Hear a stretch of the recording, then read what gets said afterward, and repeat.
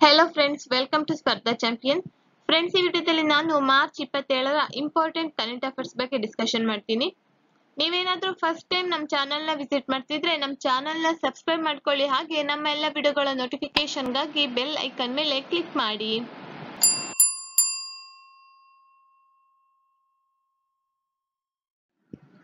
What is the rank of India in the International Intellectual Property Index 2021 released by US Chamber of Commerce Global Innovation Policy Center?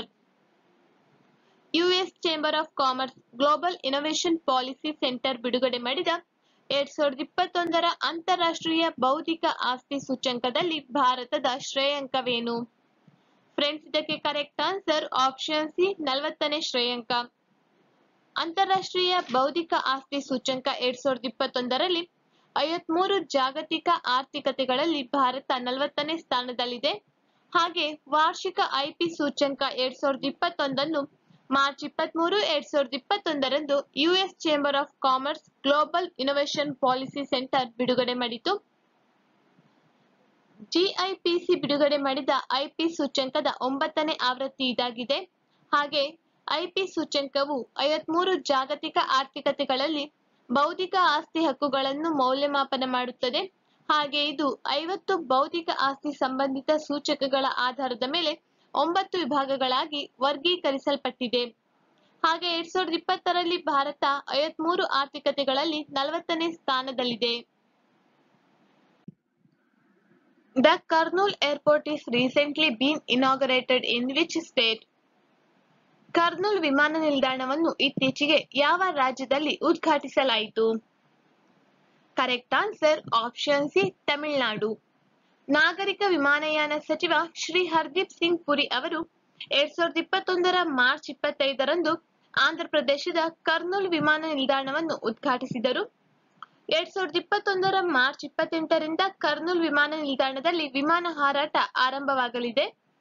ಪ್ರಾದೇಶಿಕ ಸಂಪರ್ಕ ಯೋಜನೆ ಉಡೇ ದೇಶ್ ಕಾ am Nagrik ಅಡಿಯಲ್ಲಿ ಈ ವಿಮಾನ ನಿಲ್ದಾಣವನ್ನು ಅಭಿವೃದ್ಧಿಪಡಿಸಲಾಗಿದೆ.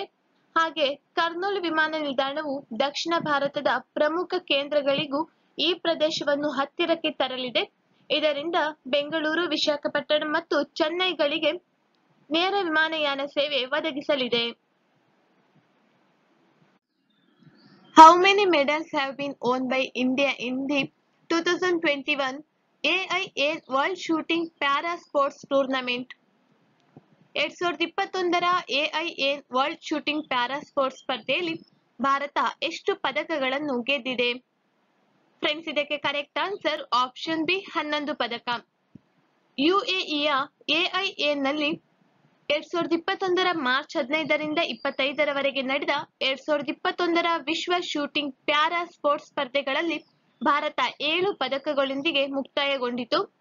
2 ಚಿನ್ನದ ಪದಕ, 1 ಬೆಳ್ಳಿ ಮತ್ತು 4 ಕಂಚಿನ ಪದಕಗಳೊಂದಿಗೆ ಭಾರತ 3ನೇ ಸ್ಥಾನವನ್ನು ಪಡೆಯಿತು. ಹಾಗೆ ಉಕ್ರೇನ್ ಒಟ್ಟು 11 ಪದಕಗಳೊಂದಿಗೆ ಪದಕ ಪಟ್ಟಿಯಲ್ಲಿ ಅಗ್ರಸ್ಥಾನವನ್ನು ಪಡೆದಿತ್ತು. ಆತಿಥೇಯ ರಾಷ್ಟ್ರ ಯುಎಇ 5 ಪದಕಗಳನ್ನು ಗೆದ್ದುಕೊಂಡಿತು. A high-level interdisciplinary committee has been set up by Ayush Ministry to explore the potential of yoga as a productivity-enhancing tool. Who is the chair of this committee? ಯೋಗದ ಸಾಮರ್ಥ್ಯವನ್ನು ಉತ್ಪಾದಕತೆ ಹೆಚ್ಚಿಸುವ ಸಾಧನವಾಗಿ ಅನ್ವೇಷಿಸಲು ಆಯುಷ್ ಸಚಿವಾಲಯದಿಂದ ಉನ್ನತ ಮಟ್ಟದ ಅಂತರ್ಶಿಸ್ತೀಯ ಸಮಿತಿಯನ್ನು ರಚಿಸಲಾಗಿದೆ. ಈ ಸಮಿತಿಯ ಅಧ್ಯಕ್ಷ ಯಾರು? Correct answer option B, HR Nagendra. ಯೋಗದ ವಿವಿಧ ಆಯಾಮಗಳನ್ನು ಅನ್ವೇಷಿಸಲು ಆಯುಷ್ ಸಚಿವಾಲಯವು ಉನ್ನತ ಮಟ್ಟದ ಅಂತರ್ಶಿಸ್ತೀಯ ಸಮಿತಿಯನ್ನು ರಚಿಸಿದೆ. Who is the author of the book My Experiment with the Silence? My Experiment with Silence ಪುಸ್ತಕದ ಲೇಖಕರು ಯಾರು? Correct answer option D, Sameer Soni. ನಟ ಸಮೀರ್ ಸಾನಿ ತಮ್ಮ ಚೊಚ್ಚಲ ಪುಸ್ತಕ ಮೈ ಎಕ್ಸ್ಪೆರಿಮೆಂಟ್ ವಿತ್ ಸೈಲೆನ್ಸ್ ಎಂಬ ಶೀರ್ಷಿಕೆಯೊಂದಿಗೆ ಹೊರಬರಲಿದ್ದಾರೆ. ಇದು ಆತಂಕ ಮತ್ತು ಸ್ವಯಂ ಶೋಧನೆಯ ಬಗ್ಗೆ ಈ ಪುಸ್ತಕವಿದೆ. ಹಾಗೆ 2021ರ ಕೊನೆಯಲ್ಲಿ ಈ ಪುಸ್ತಕ ಬಿಡುಗಡೆಗೊಳ್ಳಲಿದೆ. ಮತ್ತು ಓಮ್ ಬುಕ್ಸ್ ಇಂಟರ್ನ್ಯಾಷನಲ್ ಇದನ್ನು ಪ್ರಕಟಿಸಲಿದೆ. The CSC and Investor Education and Protection Fund Authority's mobile app was recently launched by Union Minister Nirmala Sitharaman. The two initiatives have been developed by which entity?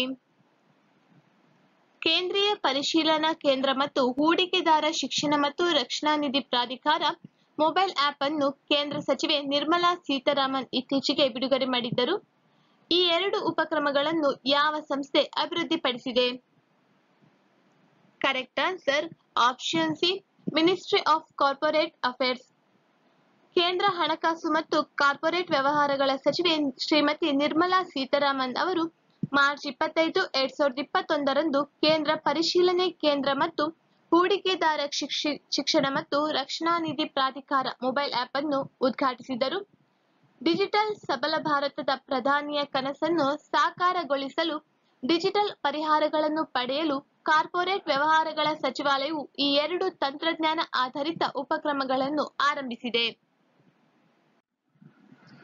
Name the new customised saving account scheme unveiled by the Indian overseas bank for millennials population in India. ಭಾರತದ ಮಿಲೇನಿಯಲ್ಗಳಿಗಾಗಿ Indian overseas bank ಬಿಡುಗಡೆ ಮಾಡಿರುವ ಹೊಸ ಉಳಿತಾಯ ಖಾತೆ ಯೋಜನೆಯನ್ನು ಹೆಸರಿಸಿ. Correct answer option B, IOB trendy. Indian overseas bank IOB trendy ಎಂಬ ಉಳಿತಾಯ ಬ್ಯಾಂಕ್ ಖಾತೆಯನ್ನು ಮಿಲೇನಿಯಲ್ಸ್ ನಲ್ಲಿ ಆರಂಭಿಸಿದೆ. ದೇಶದಲ್ಲಿ ಹೆಚ್ಚುತ್ತಿರುವ ಸಹಸ್ರಮಾನದ ಜನರ ಬ್ಯಾಂಕಿಂಗ್ ಆದ್ಯತೆಗಳನ್ನು ಗಮನದಲ್ಲಿಟ್ಟುಕೊಂಡು ಐಒಬಿ ಟ್ರೆಂಡಿ ಉಳಿತಾಯ ಖಾತೆಯನ್ನು ಕಸ್ಟಮೈಸ್ ಮಾಡಲಾಗುವುದು.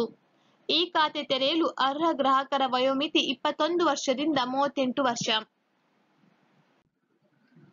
Asia's largest tulip garden has recently been opened in which of the following state or UT? ಏಷ್ಯಾದ ಅತಿದೊಡ್ಡ ಟುಲಿಪ್ ಗಾರ್ಡನ್ ಇತ್ತೀಚೆಗೆ ಈ ಕೆಳಗಿನವುಗಳಲ್ಲಿ ಯಾವ ರಾಜ್ಯದಲ್ಲಿ ಅಥವಾ ಯುಟಿನಲ್ಲಿ ತೆರೆಯಲಾಗಿದೆ? Correct answer option D, Jammu ಮತ್ತು ಕಾಶ್ಮೀರ್. ಜಮ್ಮು ಮತ್ತು ಕಾಶ್ಮೀರದ ಕೇಂದ್ರಾಡಳಿತ ಪ್ರದೇಶದಲ್ಲಿ ಶ್ರೀನಗರದಲ್ಲಿ ಏಷ್ಯಾದ ಅತಿದೊಡ್ಡ ಟುಲಿಪ್ ಗಾರ್ಡನ್ ಅನ್ನು ಸಾರ್ವಜನಿಕರಿಗೆ ಮತ್ತು ಪ್ರವಾಸಿಗರಿಗೆ ತೆರೆಯಲಾಗುತ್ತದೆ. ಶ್ರೀನಗರದ ಟುಲಿಪ್ ಗಾರ್ಡನ್ ಲಕ್ಷಾಂತರ ಟುಲಿಪ್ಗಳನ್ನು ಹೊಂದಿರುವ ಬಣ್ಣಗಳ ವರ್ಣಪಟಲವಾಗಿದ್ದು, ಶ್ರೀನಗರದ ವಿಶ್ವಪ್ರಸಿದ್ಧ ದಾಲ್ ಸರೋವರದ ದಂಡೆಯ ಜಬರ್ವನ್ ಹಿಲ್ಸ್ನ ಮಡಿಲಲ್ಲಿ ಅರಳಿದೆ. ಹಾಗೆ ಜಮ್ಮು ಮತ್ತು ಕಾಶ್ಮೀರಕ್ಕೆ ಭೇಟಿ ನೀಡಿ ಶ್ರೀನಗರದಲ್ಲಿ ಇತ್ತೀಚೆಗೆ 64ಕ್ಕೂ ಹೆಚ್ಚು ತಳಿಗಳ 15 ಲಕ್ಷ ಹೂಗಳು ಅರಳಿರುವ ಶ್ರೀನಗರದಲ್ಲಿ ನಸು ಸುಂದರವಾದ ಟ್ಯೂಲಿಪ್ ಗಾರ್ಡನ್ ಫೆಸ್ಟಿವಲ್ ಅನ್ನು ಆನಂದಿಸುವಂತೆ ಪ್ರಧಾನಿ ನರೇಂದ್ರ ಮೋದಿ ಅವರು ಟ್ವೀಟ್ ಮಾಡಿದ್ದಾರೆ. Who among the following has inaugurated the ಪಶುಧನ್ ಮೇಳ in ಕಥುವಾ? ಈ ಕೆಳಗಿನವರಲ್ಲಿ ಯಾರು ಕಥುವಾದಲ್ಲಿ ಪಶುಧನ್ ಮೇಳವನ್ನು ಉದ್ಘಾಟಿಸಿದರು? Correct answer option C, Naveen Kumar Chaudhary. Jammu ಮತ್ತು ಕಾಶ್ಮೀರದಲ್ಲಿ ಪ್ರಧಾನ ಕಾರ್ಯದರ್ಶಿ ಪಶು ಮತ್ತು ಕುರಿ ಸಾಕಣೆ ಇಲಾಖೆ ನವೀನ್ ಕುಮಾರ್ ಚೌಧರಿ ಅವರು ಕಥುವಾದಲ್ಲಿ ಪಶುಧನ್ ಮೇಳವನ್ನು ಉದ್ಘಾಟಿಸಿದರು. ನೆರೆಯ ಪಂಜಾಬ್ ರಾಜ್ಯದ ಕಾಶ್ಮೀರ ತಳಿ ಸೇರಿದಂತೆ ವಿವಿಧ ತಳಿಯ ಜಾನುವಾರು ಮತ್ತು ಎಮ್ಮೆಗಳನ್ನು ಪ್ರದರ್ಶನಕ್ಕೆ ಇಡಲಾಗಿದೆ.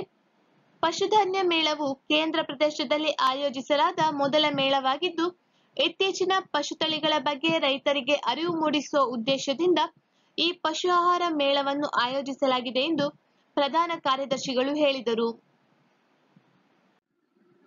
New species of diatoms Epithemia agarkari has been found in which of the following river? ಹೊಸ ಜಾತಿಯ ಡಯಾಟಮ್ಗಳು ಎಪಿಥೇಮಿಯಾ ಅಗರ್ಕರಿ ಈ ಕೆಳಗಿನ ಯಾವ ನದಿಯಲ್ಲಿ ಕಂಡುಬಂದಿದೆ? ಕರೆಕ್ಟ್ ಆನ್ಸರ್ ಆಪ್ಷನ್ ಬಿ, ಮೂಲ.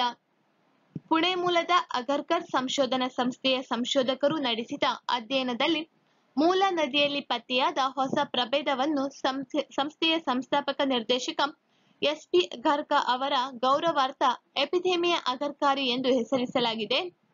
ಈ ಪ್ರಭೇದವು ಮುಳುಶಿ ಅಣೆಕಟ್ಟಿನ ಕೆಳಭಾಗದ ಕಲ್ಲುಗಳ ಮೇಲೆ ಪ್ರಸೂತಿಯಾಗಿ ಕಂಡುಬಂದಿತು. ಇದು ಸಿಹಿ ನೀರಿನ ನಿಕ್ಷೇಪಗಳೆರಡರ ಆದ್ಯತೆಯ ಪರಿಸರ ವ್ಯವಸ್ಥೆಯನ್ನು ಸೂಚಿಸುತ್ತದೆ. ನಿನ್ನೆ ಕೇಳಿದ ಪ್ರಶ್ನೆಗೆ ಉತ್ತರ. ಫಸ್ಟ್ ಕ್ವಶನ್, ಮಾನೇರಿ ಅಣೆಕಟ್ಟು ಯಾವ ರಾಜ್ಯದಲ್ಲಿ ನಿರ್ಮಿಸಲ್ಪಟ್ಟಿದೆ? ಫ್ರೆಂಡ್ಸ್, ಇದಕ್ಕೆ correct answer option B, Uttarakhand.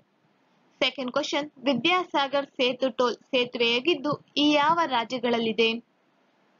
Correct answer option A, ಪಶ್ಚಿಮ ಬಂಗಾಳ. ಇಂದಿನ ಪ್ರಶ್ನೆ. ಫಸ್ಟ್ ಕ್ವಶನ್, ಜಗದಲ್ಪುರ್ ವಿಮಾನ ನಿಲ್ದಾಣವು ಯಾವ ರಾಜ್ಯದಲ್ಲಿದೆ?